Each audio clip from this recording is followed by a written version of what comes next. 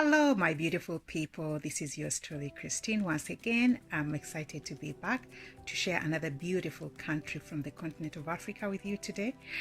For those that are joining me for the first time, thank you so much for joining us. And for those that have been following my previous videos, I want to welcome you back. Now, I would strongly suggest that if you've missed any countries in between, we are going in alphabetical order. So we started off with letter A for Algeria and Angola. Right now we're letter M for Morocco. However, if you've missed any of your favorite countries in between, please feel free to go back and recheck my posts, check out some of your favorite countries, or you can go on YouTube and watch the full episodes uninterrupted. Now, before we begin off, I want to once again let you know that some of the events that I'm going to cover in today's episode might be backdated, so some events might be backdated, so please bear that in mind. And if you have any updates with what's currently going on in Morocco, please feel free to share in my comment. Also, I want to let you know that again, there are some exotic names in this episode, so I'm gonna try my best to get close to the proper pronunciation. Okay, so without any further ado, let's move on to this beautiful country on the continent of Africa. So the country we're covering today is Morocco. Let's look at the culture name for Morocco. So the culture name is Moroccan. The alternative names for Morocco are Al-Mamalaka, Al-Maghribia, and the local short name is Al-Maghrib. Now let's move on to the orientation. Al-Maghrib, the Arabic name for Morocco, means far west or where the sun sets. When the Arabs first arrived in northern Africa in the 17th century EC, Morocco was believed to be the westernmost point in the world. At this point, the Maghrib region included the countries that are today's Morocco, Algeria, and Tunisia. The countries of the Maghrib share many common historical and culture features. All these indigenous Berber populations and a strong Islamic base. Similarly, all were colonized by France and remain largely bilingual, with both French and Arabic being spoken. Although European influence in Morocco is strong, it is still a country of distinctively Arabic tradition. The vast difference between the crude life on the streets and the hospitality and intimacy found in the home reflect the durability that is deeply ingrained in Moroccan culture. But one aspect of Moroccan life is that it's distinctively unified is religion. The king has declared that all citizens are born Sunni Muslims, and Islam is an important event of everyday ritual life. The Moroccan government is a constitutional monarchy with a very powerful king, and it is a mix of European and Arab influence, loyalty to the king, and a strong Islamic base that creates a uniquely Moroccan identity. Now, I just want to mention that Morocco is actually referred to as the United Kingdom of Morocco. Okay? Again, it's a United Kingdom of Morocco, so bear that in mind. Okay, so let's move on to the location and geography of Morocco. Morocco is slightly larger than the state of California, covering approximately 174,000 square miles, and lies in the northern Africa, just south of Strait of Gibraltar. Its bordering countries are Spain to the north, Algeria to the east, and the disputed Western Sahara territory of the south. The northern portion of the country borders the Atlantic Ocean on the west and the Mediterranean Sea to the northeast, resulting in a moderate and subtropical coastal climate. Temperatures in the interior are extreme and very hot summers and cold winters. Morocco is comprised of 4 distinctive geographical regions. The Rif Mountains lie in the northern part of the country, parallel to the Mediterranean coast, and rise 800 feet. The Rif are home to the Rifi Berbers, one of the largest indigenous tribes remaining in the country. A wide area of coastal plains extends across the western seaboard, a region of phosphate mining and the cultivation of citrus, olives, tobacco, and grains. Many of these resources are processed for export, making the western coast the economic center of the country. The majority of the Morocco's heavily population urban centers also lie in this region, including the capital city of Rabat. The Atlas Mountain region has three distinctive ranges known as the Middle, High, and Anti-Atlas. The High and Middle Atlas are home of the Amazinger Berbers, another of the major tribes, while the Susi tribe lives in the Anti-Atlas. Vastly different from the bustling cities, the countryside allows the groups to maintain their tribal tradition as farmers. Finally, a corner of the Sahara Desert lies in the southeastern part of Morocco, where few nomad people remain and desert climate prevails. Let's move on to the demography. The current population of Morocco is approximately 30 million, half of whom are under the age of 19. Out of the total population, 99.1% are identified as Arab Berber. The indigenous tribe who occupied much of northwestern Africa were given the generic title Berber, meaning simply non-Arab, by the Arabs. After centuries of intermingling, most Moroccans today are Arab Berber mix, although a few tribes in the countryside identified themselves as purely Berber. The remaining 0.09%, the remaining 0.09% of the population is comprised of Jews, white Europeans, and Black Africans. Demographic and other statistics represented in this article do not include Western Sahara. All right, so let's move on to the language affiliation. Moroccan Arabic is the official language of Morocco. It is spoken by roughly 3/4 of the population and differs slightly from the modern Standard Arabic and other dialects in the grammar and vocabulary. Although half of the century has passed since the French colonial period in Morocco ended, French remains the official language in business, government, and diplomacy. Before the Arabs spread their language and culture across northern Africa, Berber dialects were spoken in Algeria, Morocco, and Tunisia. Although the dialects can still be heard in some rural areas, the Berber linguistic tradition is oral rather than literally. And there is no formal alphabet or standard written form of the language. There are three main Berber dialects in Morocco. Rifan is the dialect spoken in the Rif Mountains, as well as some rural areas of eastern Morocco, along the Algerian border. In the High and Middle Atlas region, the dialect spoken has many names. It may be called Amazigh, Zaran, or Zamazite. In the southwestern oasis, the Anti-Atlas region, the dialect may be called Susi, Selha, Tashelhite, or Sheruro. Spanish is widely spoken in the northern parts of the country, and English is commonly spoken to the international tourists.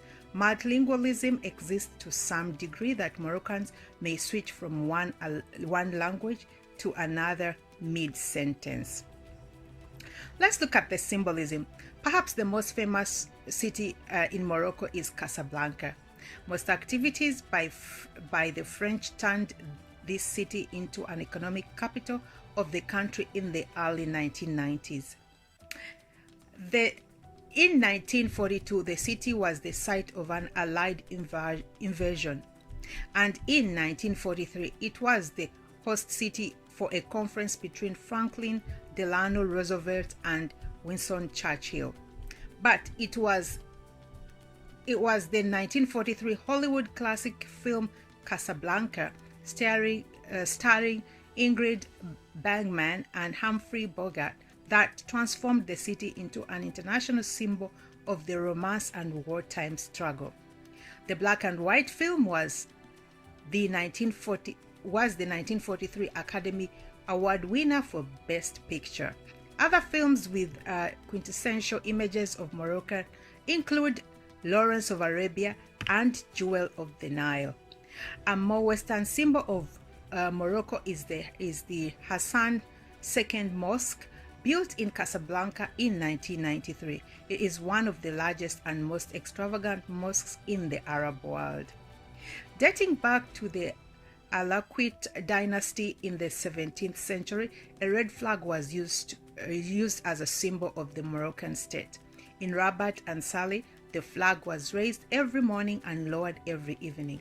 When the French took control in 1912, a 5-point liner known as Solomon's seal was placed on the flag in order to distinguish the national flag from others.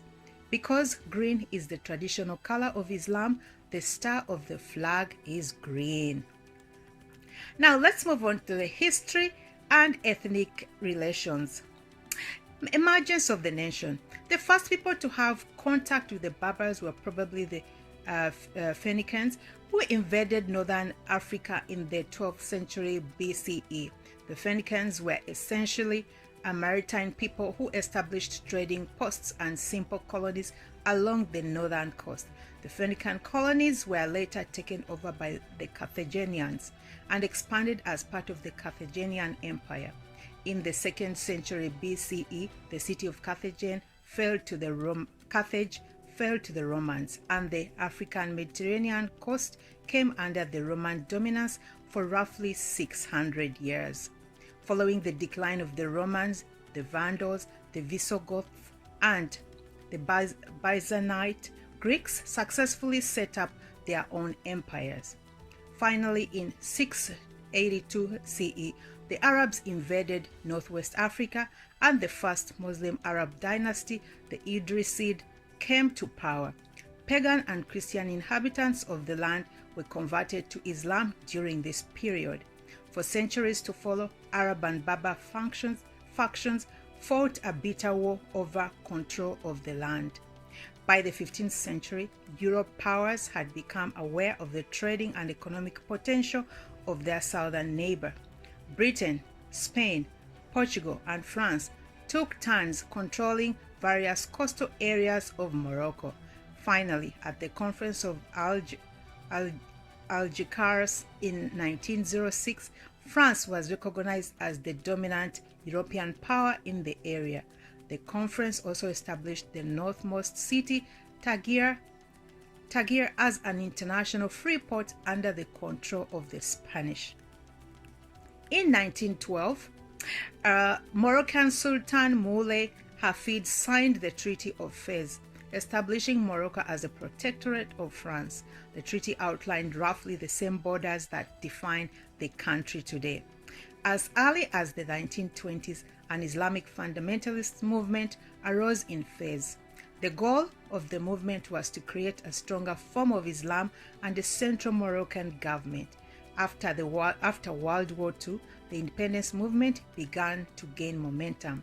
In 1948, Istiqlal and the Moroccan Independence Party set an independence manifesto to the Sultan and French authorities requesting independence.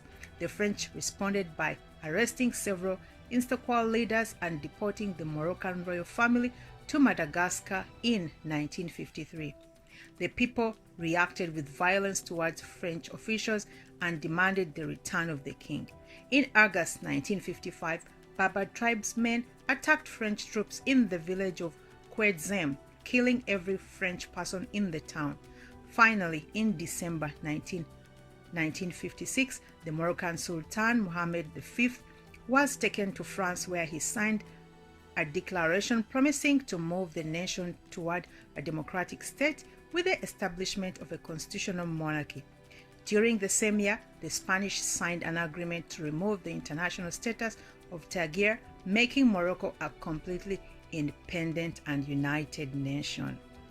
Let's look at the national identity. The civil war between the Arabs and the Berbers finally began to subside in the 1940s and 1950s. After World War II, the quest for independence from France unified the two groups behind a common cause. The Arabs and the Berbers began to share nationalistic feelings toward Morocco and its Sultan. Widespread acceptance of Islam by both sides further strengthened the independence movement. The movement spread the idea that a stronger central government was needed to provide spiritual leadership to a Muslim population. In modern Morocco, devotion to Islam and loyalty to the king are still cornerstones of national identity. Let's move on to the ethnic relations. Just south of Morocco lies a disputed territory known as the Western Sahara. The indigenous people that live inside the territory are called the Sahrawi. Because they are nomadic, their exact number is difficult to determine, although it's estimated to be around 250,000.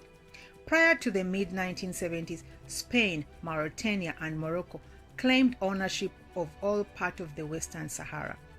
In 1975, 350,000 Moroccan civilians, backed by King Hassan II, marched into the northern part of Western Sahara to claim the territory for Morocco. The massive demonstration is remembered by Green March Day. In an attempt to establish the Western Sahara as an independent nation, a guerrilla group called the Polisario formed in 1973.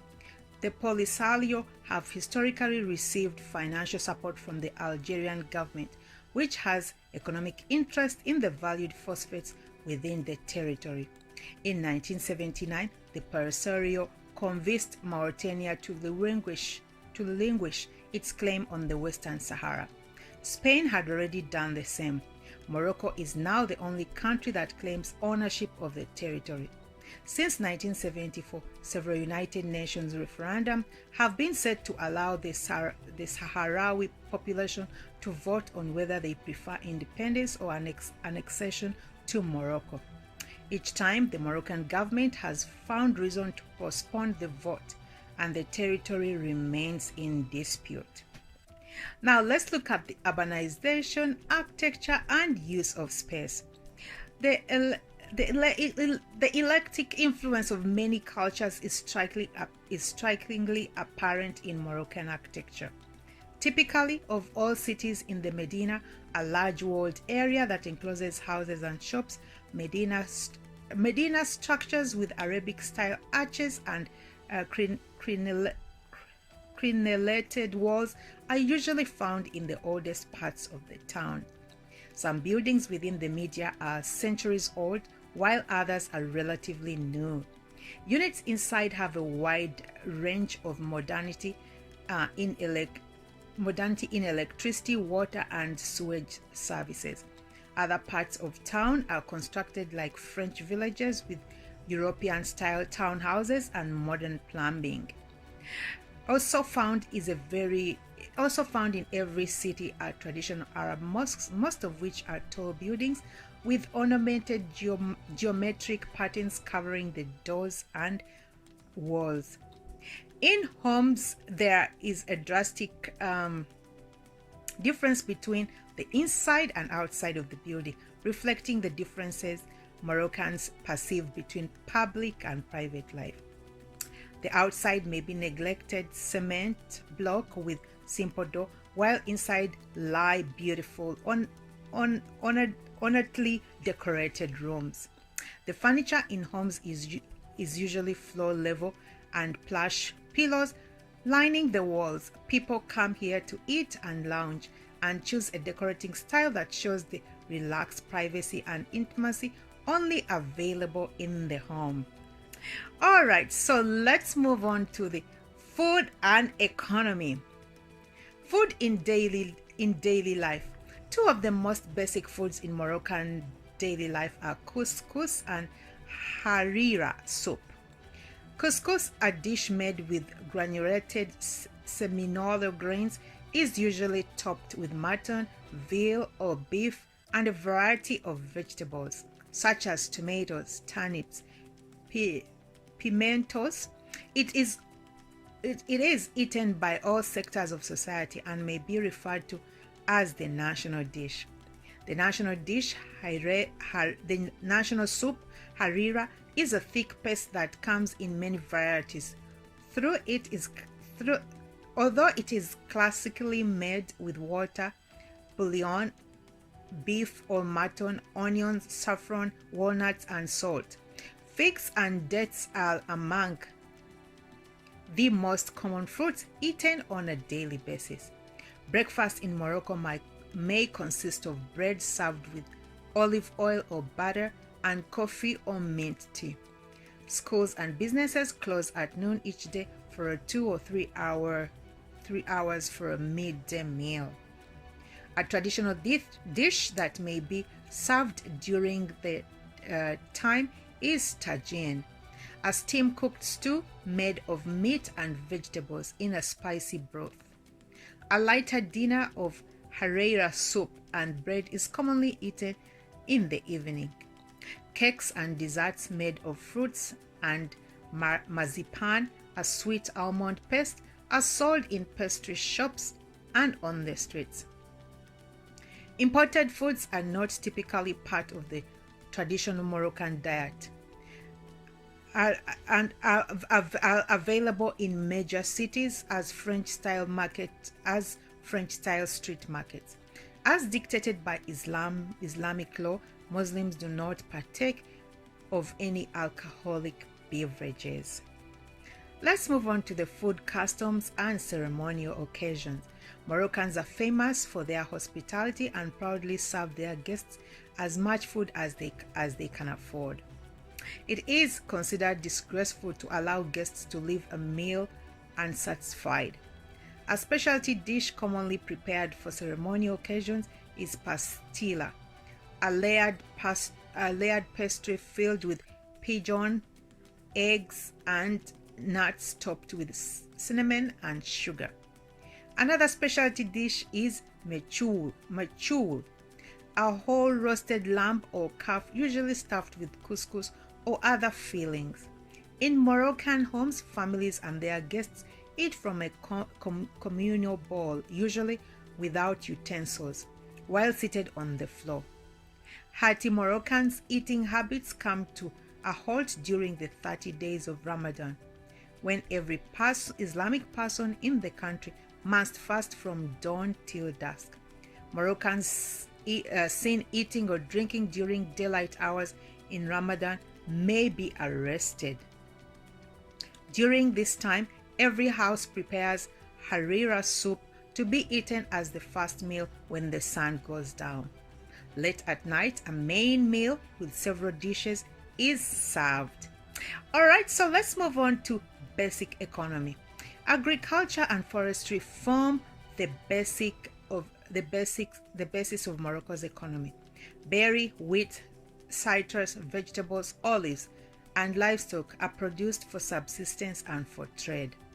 Since gaining its independence, the state has owned most of Morocco's major industries. In 1993, however, Morocco started a new stage of privatization, attempting to encourage international investors. The government authorized the transfer of 112 enterprises, 75 companies, and 37 hotels to the private sector. The International Monetary Fund and the World Bank are supporting steps to reform the economy. Progress is slow, however. Morocco remains a heavily indebted developing country. Let's move on to the commercial activities. Street markets with local foods and handcrafts, including carpets, traditional dress, pottery, jewelry, and carved wood, can be found in every major city. Intense haggling over the price of most of these goods is the local custom. Maintaining good personal relations with everyone is very important, as favors, bribes, kickbacks, and connections all come into play when making the final deal. In the Rif Mountains, large quantities of marijuana, called kif are grown for profit. Drug trafficking of marijuana and cocaine is on the rise for both domestic and international drug markets. Okay, let's move on to major industries. Morocco is the world leader in the production and exploitation of phosphates, with 3/4 of the world's reserves. Other major industrial activities include rock mining, food processing, construction, and the manufacturing of leather goods, mineral ores, and textiles. A significant amount of foreign exchange revenue is brought in by Morocco's tourist industry. Because of the rich cultural and historical heritage and renowned hospitality of the people, tourism is growing rapidly. Let's look at the trade. Morocco's primary exports are phosphates and phosphoric acid, citrus fruit, wheat, fish, and minerals. The products go primarily to the members of the European Union, Japan, and the United States, Libya, and India.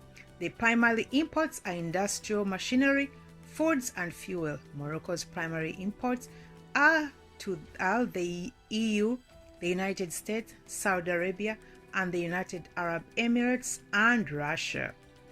Morocco is a member of the World Trade Organization and the Arab League, and an associate member of the EU. Let's look at the division of labor. Unemployment and underemployment are big problems for the unskilled and uneducated. There are a large number of beggars, and 13% of all Moroccans fall below the poverty line. Uneducated individuals who have risen slightly above the poverty level have most likely learned a specific trade or skill. For example, a man who learns to become a stone carver provides himself with lifelong work. Uneducated women may find employment by providing domestic services to families other than their own. Those who are fortunate enough to receive university degrees may become doctors, lawyers, university professors, and other professions. People of the middle and upper class do not perform any physical labor and would consider it lowering themselves to do any of their own housework. Physical work must be left to provide jobs for those who have no alternative source of employment. Let's look at social stratification, classes and castes. A wide gap exists between the very rich and the very poor. A strong belief in fatalism, that things are meant to be exactly as they are, and the Islamic principle of giving to those in need leads to the acceptance of social and economic inequality. At the top level of the class system exists the monarchy and the royal family, members of the parliament, and a group of very wealthy Moroccans who do not work. They are joined by wholesale merchants and the owners of large manufacturing, industrial, and international trading companies. The upper class often claims to be Arab, although there are a few pure Arabs as there are pure Berbers remaining. An upper middle and middle class is comprised of professionals mostly educated in Europe. Another group called Shafar are those who claim descent of the Prophet Muhammad. Shafar typically do not work, and those who have no inherited wealth live off the alms of others.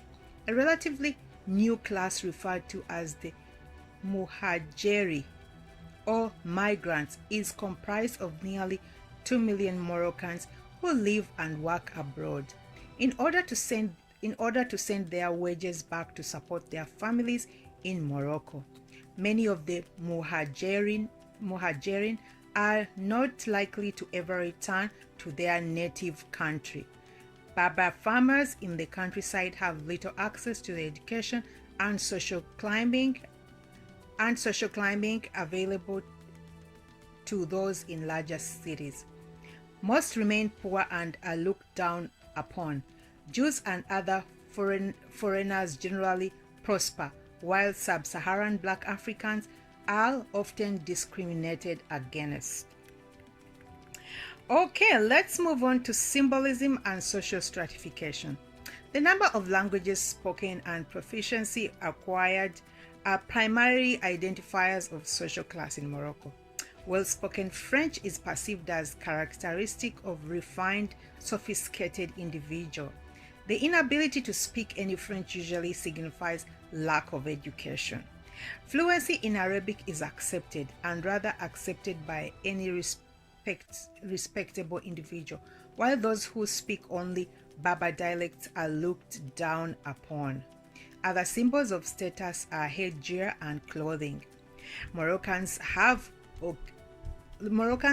occasion to wear both traditional and Western clothing. Therefore, it's not the style of the clothes, but rather the quality of what is being worn that symbolizes one's status. For example, the Jalenba, the traditional one-piece hooded garment worn by both men and women, comes in many varieties. Those of a higher class have theirs made by a tailor and intricate needlework and fine fabric. The Jalenba is also available at corner shops at a much lower quality. Among the rural poor, a neat cap is worn which would never be placed on the head of an upper middle class man. Turbans worn by Berber men are often white, and while those Arab men are orange. A more traditional, perhaps ceremonial hat is the fez, worn by older upper class men. Women who wish to show that they are Islamic fundamentalists cover their heads to the headline with a scarf or the hood of the Jalenba when in public. Young women are increasingly challenging traditions such as this, some even daring to sit in public cafes and smoke cigarettes with uncovered heads. Let's look at the political life. The King of Morocco developed a constitutional monarchy based on Islamic law and French and Spanish civil law systems soon after receiving independence. The three branches of the government are executive, the legislative, and the judicial. The executive branch includes the chief of state, the hereditary position held for life by the king, the prime minister, and a council of ministers who are appointed by the king. The legislative branch consists of bicameral parliament with a chamber of councillors and a chamber of representatives. The 270 members of the chamber of councillors are selected by local councils, professional organizations, and labor syndicates for 9-year terms. The 325 members of the Chamber of Representatives are elected by popular vote for 6-year terms. A judicial branch consisting of the Supreme Court of Judges is presided over by the monarchy. Administration is further divided into 37 provinces. Provincial governors are appointed by the king and answer to the central government.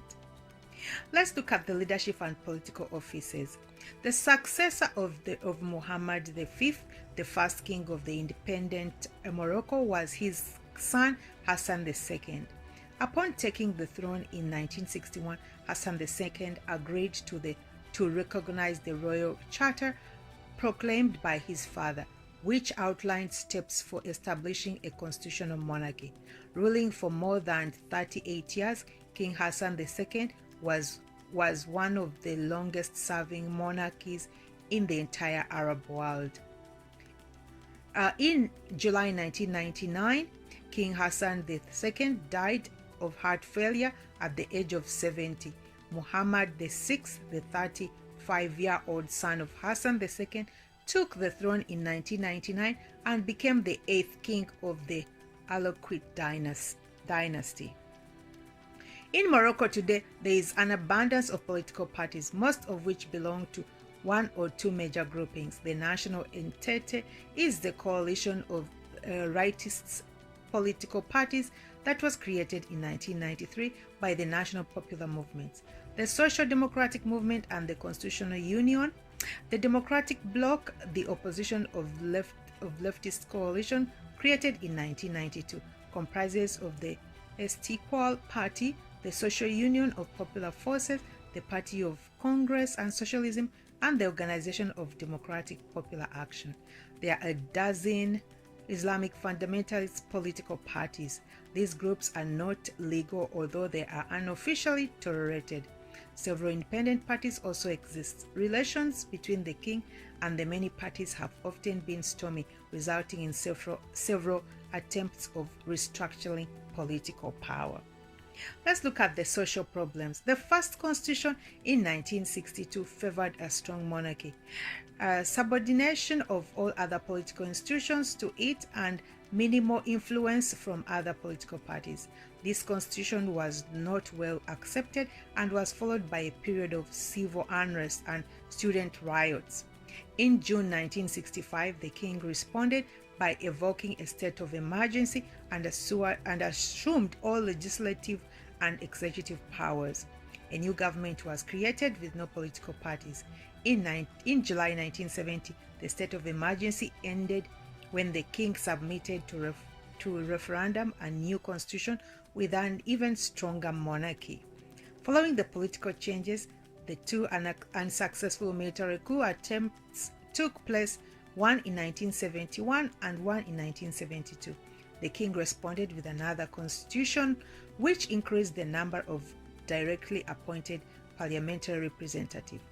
In the early 1990s, opposition parties once again began calling for democratization of Morocco's political institutions.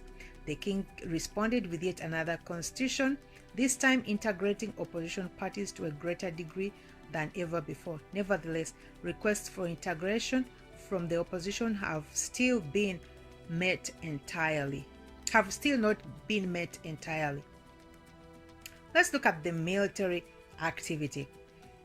Okay, the Moroccan Royal Armed Forces include the Army, Navy, Air Force, the Gendarmerie, and auxiliary forces. The king is the commander-in-chief of all armed forces.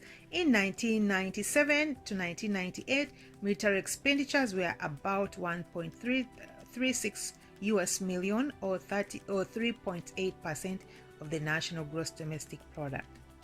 Since the mid-1970s, the Moroccan military has been involved in an ongoing war with the West Sahara guerrilla group, the Polisario.